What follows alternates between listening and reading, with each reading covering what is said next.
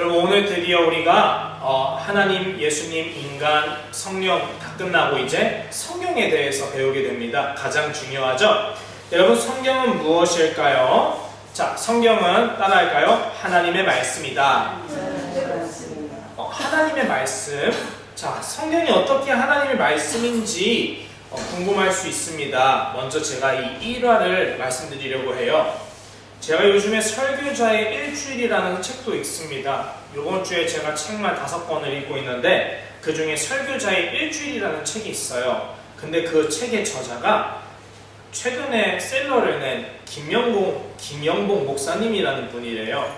근데 이 목사님이 그 책에서 이런 일화를 적어 놓았어요. 뭐냐면 어떤 무신론자 교수가 있었더래요. 예수님을 안 믿고 신은 없어, 사람은 죽으면 끝이야, 그렇게 강하게 믿었던 교수님이 있었더래요. 근데 이 교수님이 놀랍게도 누가 됐을까요? 아니, 예수님 믿는 그리스도인이 된 거예요. 네, 엄청나죠? 예수님을 믿게 된 거예요. 진짜 대단한 일이에요. 그런데 문제는 뭐냐?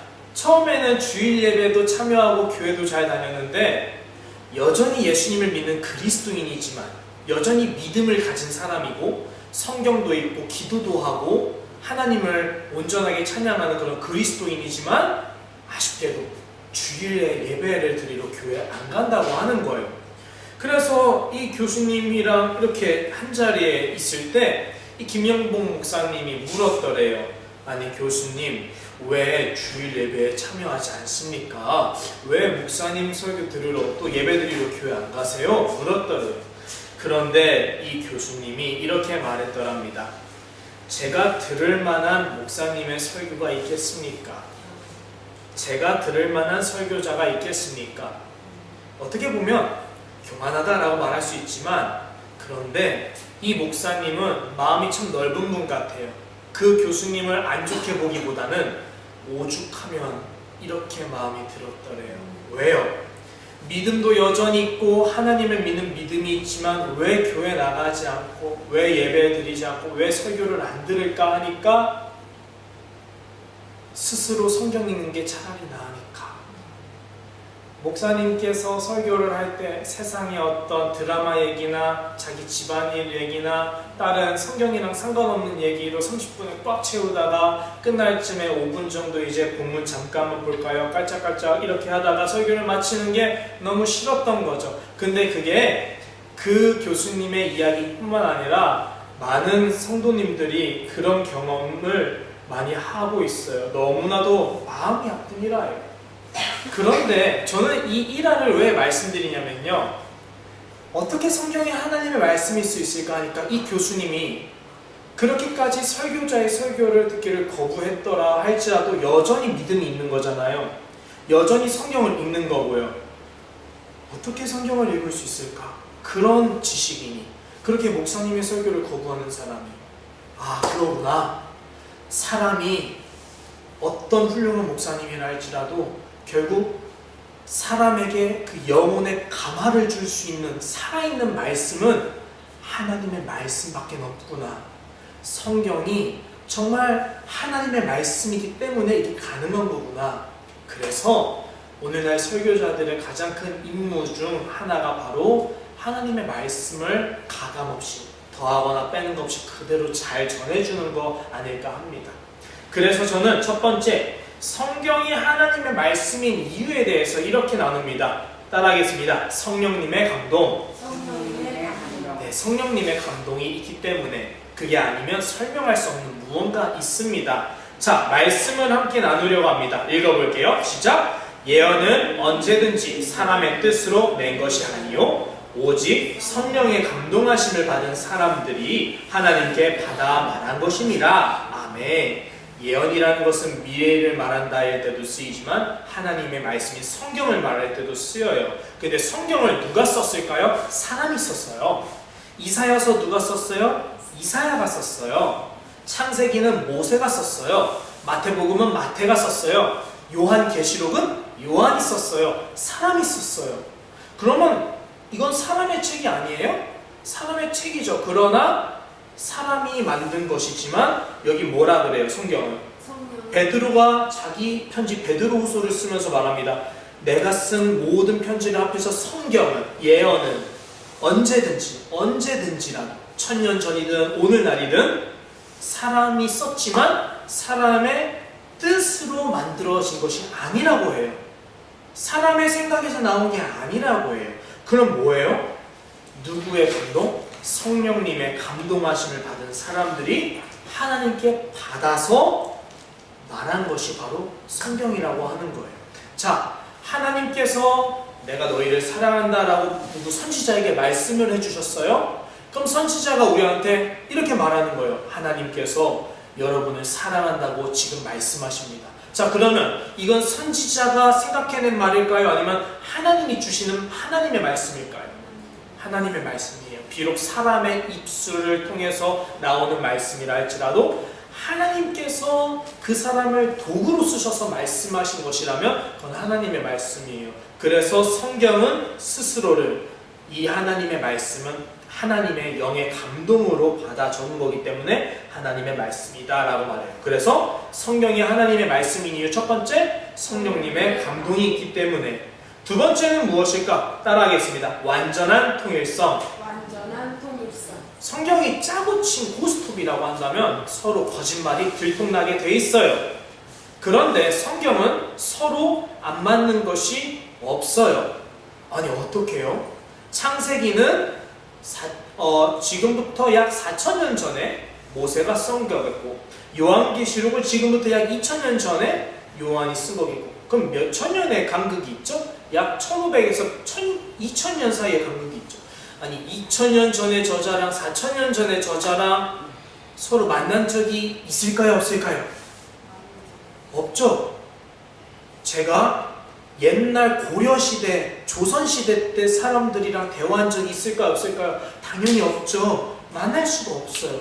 그런데 서로 성경을 썼어요. 창세기를 모세가 쓰고 수천 년이 지나 요한계시록을 요한이 썼어요. 근데 요번 달 내내 저랑 같이 요한계시록을 지금 성경 공부를 하고 있는데, 말씀을 보는데, 요한계시록은 마지막이면 시작이 뭐라고 했어요? 창세기라고 했잖아요. 아니 어떻게 창세기랑 요한계시록이랑 몇천 년이나 상관이 없는 책인데 똑같은 주제를 놓고 말할 수 있을까? 하나님의 나라. 그것은 성경이 하나님 한 분으로부터 온 말씀이기 때문에 수많은 40명의 저자가 서로 다른 시대, 다른 장소, 다른 문화권, 다른 나라에서 글을 썼다 할지라도 그것을 그들에게 주신 분이 누구기 때문에 하나님 한 분이시기 때문에 똑같은 이야기를 할 수밖에 없는 거예요. 그러면 이 성경의 완전한 통일성, 서로 하나라는 것은 하나의 주제를 갖고 있어요. 그게 뭐냐? 바로 하나님의 나라고, 하나님의 나라의 왕으로 계시는 삼위일체 하나님, 성부, 성자, 성령님이시고, 그 하나님이 다스리시는 백성인 누구? 우리 그리스도인들, 하나님의 자녀들. 그 세 가지의 이야기가 바로 성경의 통일성을 나타내고 있습니다. 그래서 성경은 서로 모순이 없구나 라고 말을 하고 있는 거예요. 마지막 세 번째, 성경이 하나님의 말씀인 이유 따라하겠습니다. 시간과 공간을 초월한 말씀. 이건 방금 말씀드린 거예요.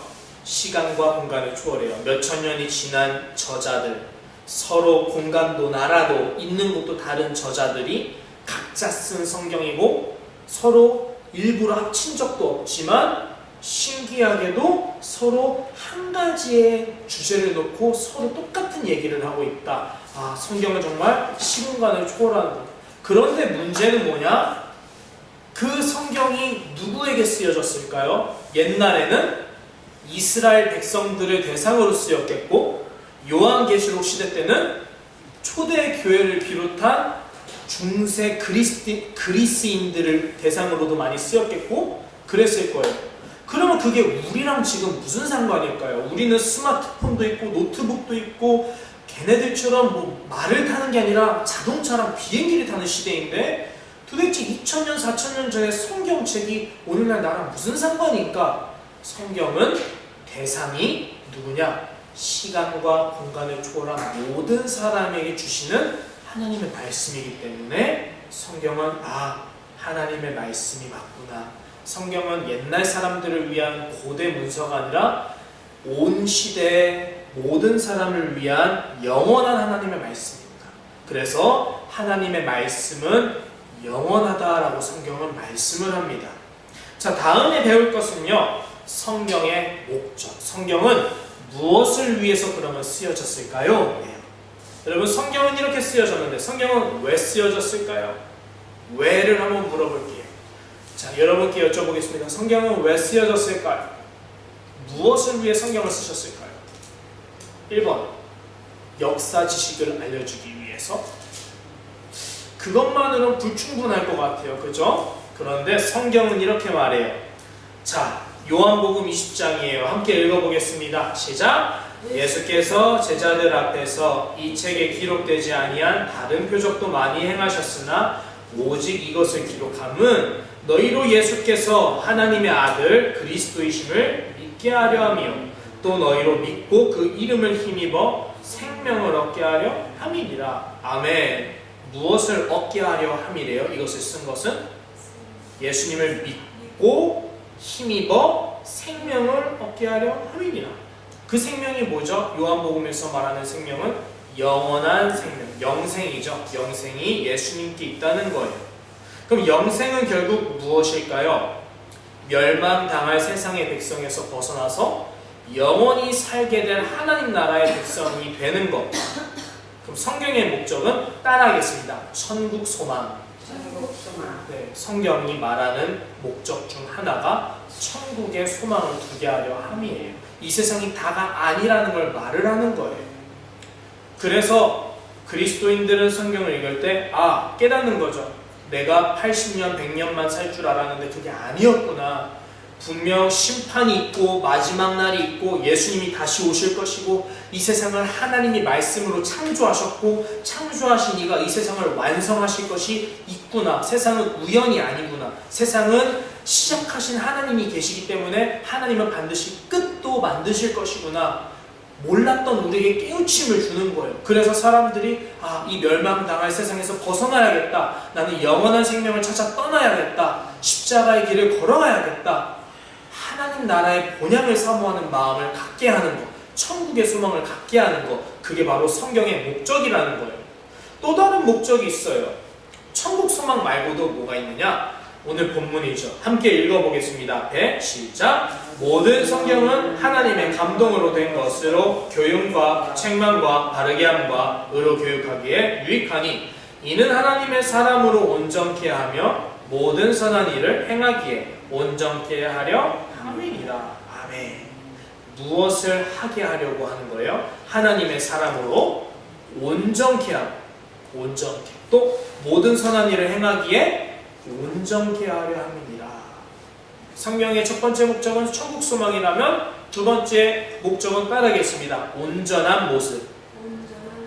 온전하게 살게 하려고 하는 거예요. 온전하게 살게 한다는 것이 무엇인지 아실 겁니다. 하나님을 믿는 사람답게 거룩한 사람으로 예수님처럼 살게 한다는 거예요. 자, 그래서 성경은 이런 목적을 갖고 있어요. 그렇다면 우리가 성경을 읽어야 하는 이유가 무엇이겠어요? 첫째, 천국 소망을 갖고 살기 위해서 성경을 읽어야 돼요. 성경을 읽지 않으면 천국 소망이 옅어집니다. 흔히해져요. 왜요? 성경을 읽지 않으면 우리가 무엇을 읽고 듣고 물들겠어요? 성경 외에 다른 것에 물들겠죠. 근데 성경 외에 어디서 천국 소망을 말합니까? 드라마를 보면 천국 소망에 대해서 이야기를 해줘요? 아니죠. 드라마는 오직 지금 이 시간의 중요성에 대해서만 강조를 해요. 천국에 대한 소망이 없으니까요. 성경 외에서 어디에서도 우리는 천국 소망에 대해서 발견할 수 없어요. 그래서 하나님의 말씀을 읽어야 되는 이유는 천국 소망을 갖기 위해서는 성경을 읽어야만 해요. 그래서 어두워진 우리의 영혼이 밝아져야 돼요. 두 번째, 성경을 읽어야 되는 이유 두 번째는 뭐냐? 온전한 사람으로 살려면 성경을 읽어야 돼요. 성경 외에 하나님의 사람답게 살라고 말씀하는 것이 어디 있을까요? 성경 외에 하나님의 뜻을 알려주는 곳이 어디 있을까요? 성경 외에 예수님의 십자가를 지고 산다는 것이 어떤 의미인지를 설명해 주는 것이 어디 있을까요? 없죠. 예수님께서 말씀하신 누구든지 나의 제자가 되려거든 자기 십자가를 지고 나를 따라야 한다는 그 말씀대로 살려면 성경을 읽어야만 해요. 성경을 읽지 않으면 모르니까요.